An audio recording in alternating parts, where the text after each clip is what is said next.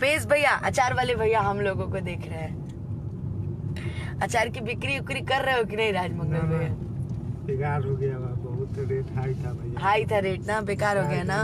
क्या भैया आप अपने अचार का रेट इतना ज्यादा हाई रख दिए कि दुकानें बंद हो गया। अब भैया के का नाम था जो सीबीएसई जी सब अचार खा जाते तो हम छी अथी को देना जरूरत नहीं, कोई एजेंसी वाला से हमको संपर्क करना है नहीं। हम अचार तो सीबीएसई जी। चंदन जी, संजय यादव जी, सरवन राज जी, टुनटुन झा जी, अनिल निषाद आजाद जी। सो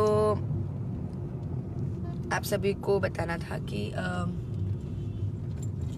मैंने कई जगह देखा कि आप सभी कमेंट में नंबर वगैरह आप लोग मांग रहे थे। तो मैनेजर जी का नंबर आप सभी मांग रहे थे।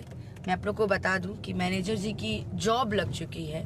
सो वो अभी अपनी जॉब पे जा रहे हैं झारखंड। उनकी जॉब लगी है, बहुत ही अच्छे पोस्ट पे उनकी जॉब